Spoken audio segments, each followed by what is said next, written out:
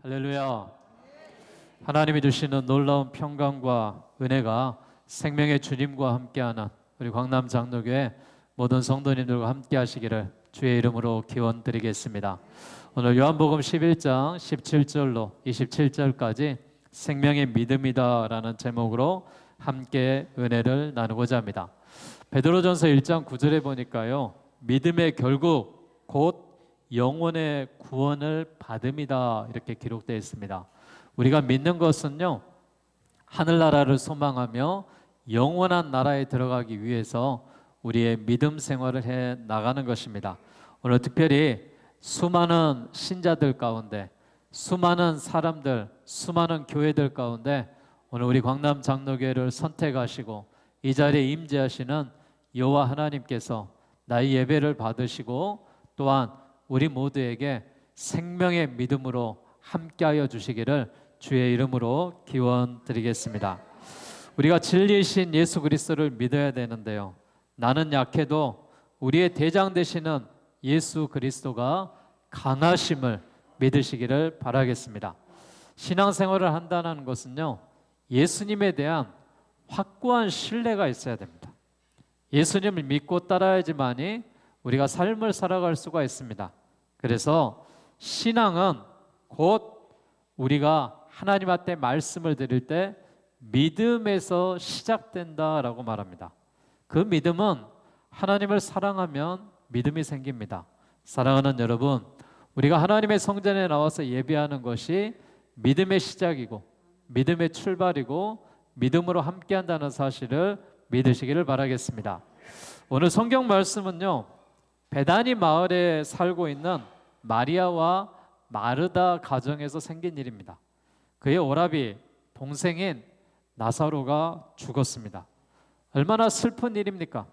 얼마나 아픈 일입니까? 얼마나 힘든 시간들을 겪는 그러한 시간들입니까? 그 집에 사랑하는 동생 나사로가 죽었습니다. 그런데요, 요한복음 11장 4절에 보니까 이렇게 기록하고 있습니다. 이 병은 죽을 병이 아니라 하나님의 영광을 위함이라. 이미 죽었는데, 병들어 죽었는데 이건 하나님의 영광을 위함이다 이렇게 말하고 있습니다.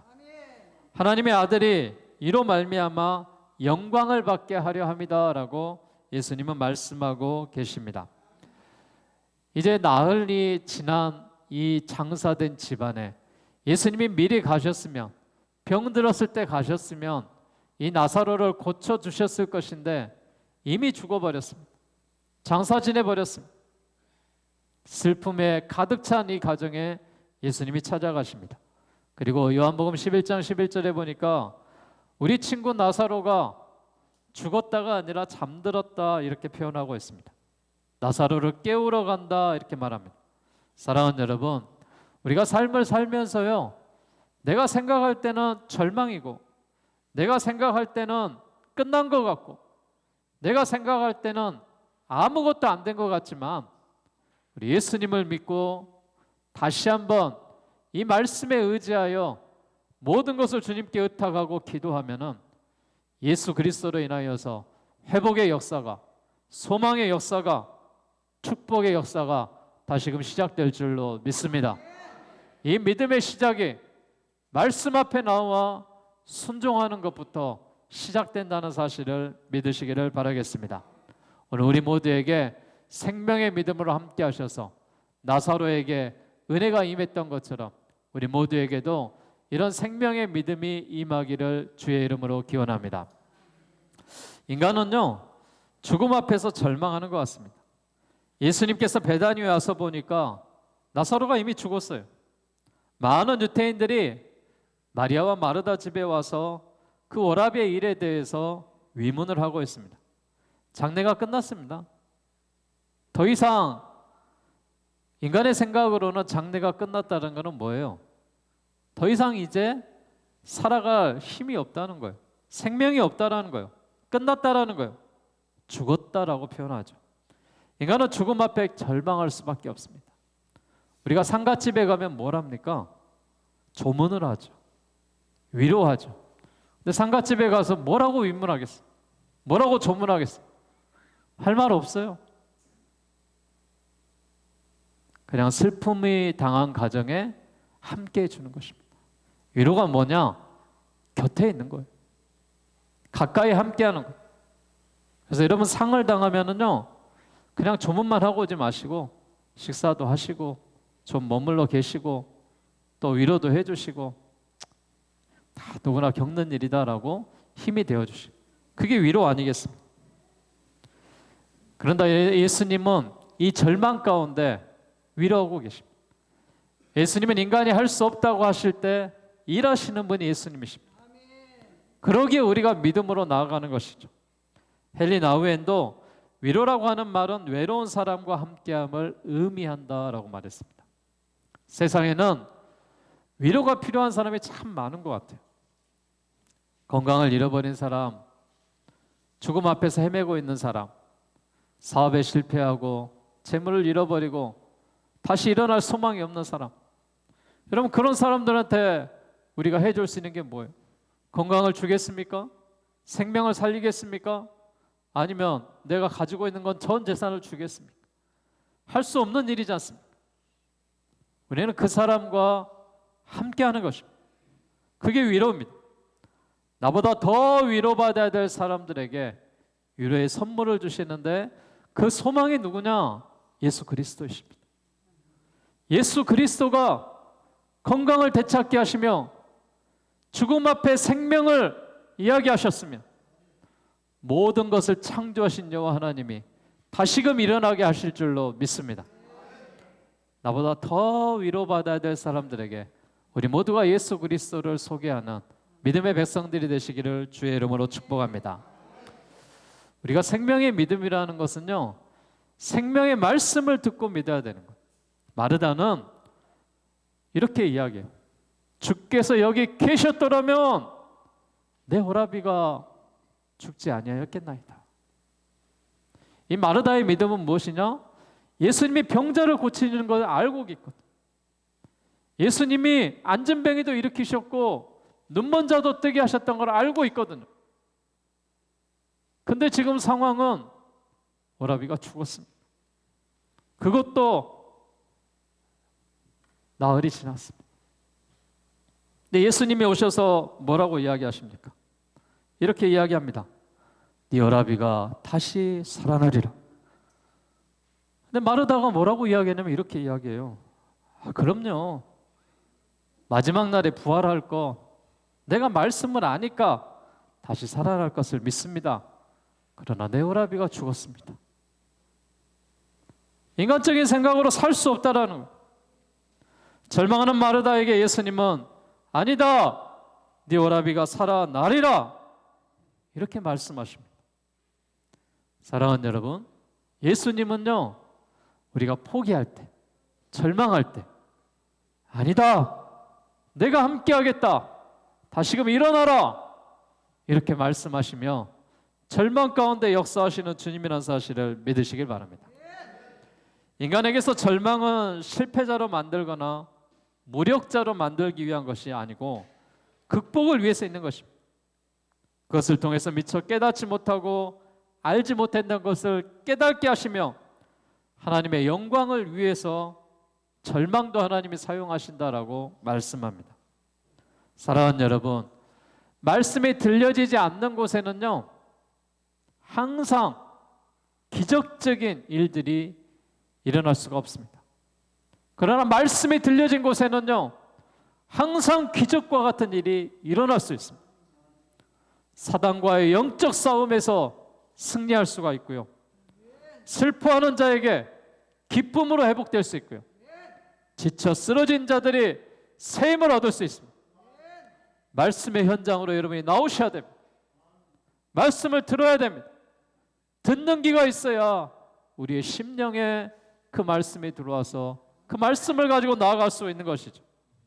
말씀은 믿음의 근거일 뿐만이 아니라 믿음을 이루는 내용입니다. 사랑하는 여러분, 우리가 하나님의 말씀을 말씀대로 믿는 믿음의 성도가 되시기를 주의 이름으로 축복합니다. 우리가 누구를 믿냐? 생명의 주님을 믿는 것이죠. 예수님이 이렇게 성경의 25절에 말씀하십니다. 나는 부활이요 생명이니 나를 믿는 자는 죽어도 살겠고 무릇 살아서 나를 믿는 자는 영원히 죽지 아니하리니 이것을 내가 믿느냐? 이렇게 묻습니다. 그러자 마르다가 이렇게 대답합니다. 주여, 그러하여다. 주는 그리스도시요 세상의 하나님의 아들이신 줄 내가 믿나이다. 이런 마르다의 대답이 오늘 나의 대답이 되기를 원합니다. 예수님은 생명을 창조하시는 분이고 예수님은 생명의 본질이시라는 사실을 믿으시기 바랍니다. 예수님을 믿는 자에게는 생명을 주시고 영생을 주신다고 그랬어요. 예수님이 오시기 전에 우리가 죽는다고 해도 그분이 오실 때 우리는 부활해서 영광된 몸으로 주님 앞에 서게 될 것입니다. 우리는 이 부활의 소망의 삶을 간직하는 거예요. 부활하는 삶을 통하여 생명의 삶이 나타나는 것입니다. 그래서 사도 바울은 고린도전서 15장 58절에 그러므로 내 사랑하는 형제들아 견실하며 흔들리지 말며 항상 주의 일에 더욱 힘쓰는 자들이 되라. 이는 너희 수고가 주 안에서 헛되지 않은 줄을 알미니라. 여러분, 우리가 수고하고 헌신하고 봉사하는 삶도 주 안에 사는 거예요. 부활의 주님이 계시기에 우리가 내 것을 가지고 섬기며 삶으로 우리가 나아가는 것입니다. 우리가 다음 주에 또 야외 예배로 소풍으로 이렇게 대공동체가 나가게 되는데 여러분 혼자 오지 마시고 가족들도 데리고 오시고 또 친구들도 데리고 오시고 같이 오셔서 야, 주 안에서 함께 나누는 삶이 이런 거구나 함께 보여주시고 은혜로운 시간들, 행복한 시간들 보내시기 바랍니다. 그러기 위해서 준비하고 그러기 위해서 함께 우리가 나아가는 것입니다. 저는 그리스도인들은 행동을 해야 된다고 생각합니다. 그리스도인들은 사역을 해야 된다고 생각합니다. 그리스도인들은 일을 해야 돼요. 그래야 우리가 소망을 가지고 살 수가 있는 것입니다. 우리가 죽어도 사는 삶을 살아야지 내가 죽는다고 해서 그냥 아무렇게나 사는 그런 인생이 되어서는 안 됩니다. 내일 죽더라도 오늘까지 밥 먹으시고 세수하시고 양치하시고 건강하게 오늘까지 살다가 내일 주님 부르시면 주님 나라 가는 우리 믿음의 성도들 되시기를 주의 이름으로 축복합니다. 부활, 생명 얼마나 우리에게 귀한 말씀입니까? 부활과 생명에 관한 말씀을 들은 마르다가 원망과 갈등과 슬픔이 모두 사라졌어요.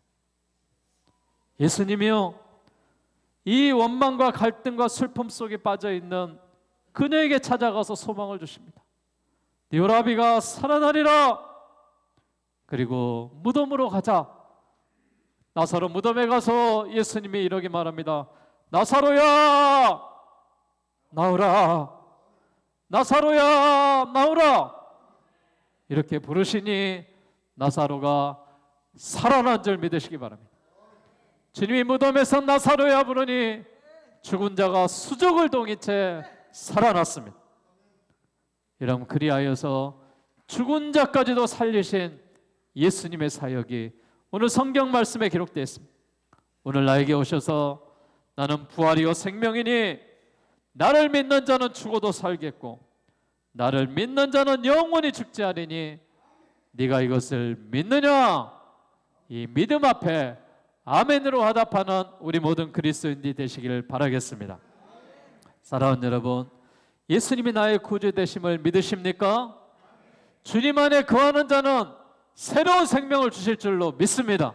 소망 중에 거할 줄로 믿습니다. 은혜의 장중에 붙잡을 줄로 믿습니다. 소망을 가지고 살아가는 우리 모든 광남 장로교회와 믿음의 성도들 되시기를 주의 이름으로 축원합니다. 우리 함께 찬양 드릴 때요.